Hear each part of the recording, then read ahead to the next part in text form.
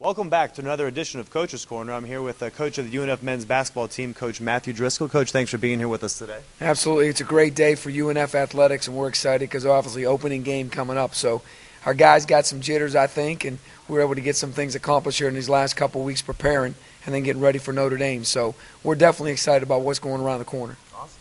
Good. And just for our viewers out there who do not know, a little bit of your basketball background and just talk a little bit about what you've done in the past.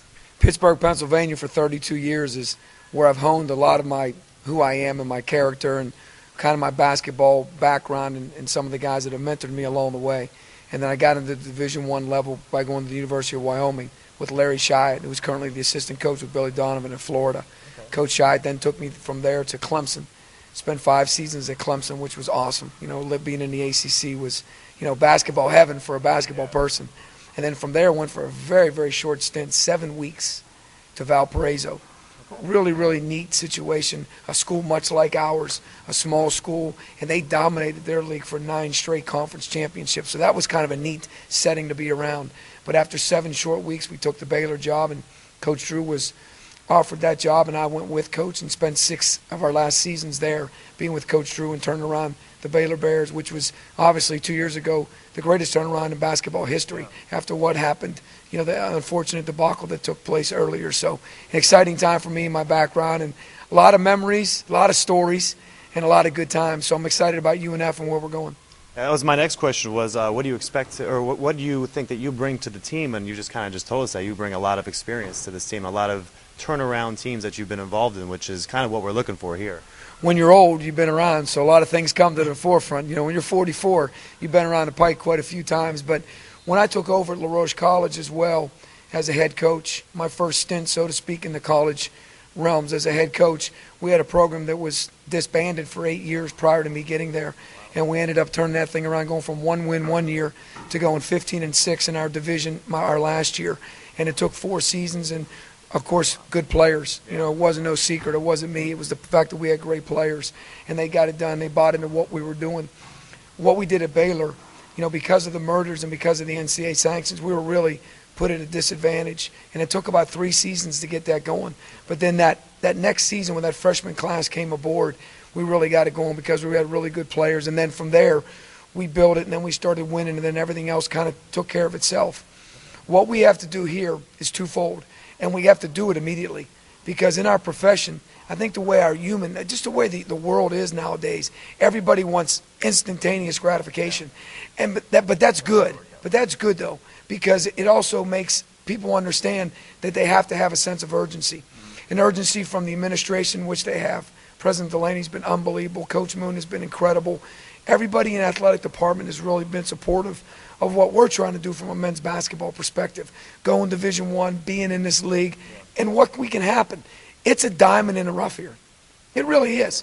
If we don't get this thing going, then I'm not the right man for the job because the resources are that good and this job is that good.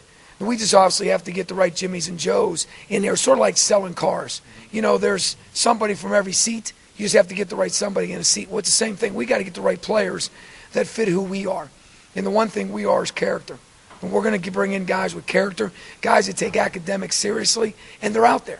I mean, all the guys at Baylor that turned us around and became the winningest group of guys ever in the history of the school, they all got their degrees. So they understood both sides of the fence. And our guys will do the same thing here as well, too. So you're asking the question, how will you do that? How will you get that going?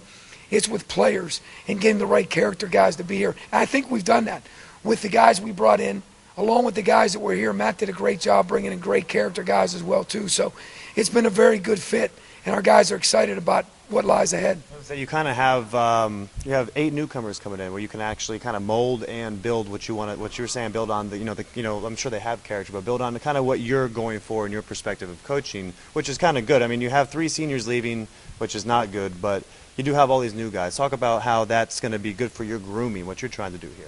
Well, the one good thing about the guys that returned is they've all bought in. They've all put both feet in the boat.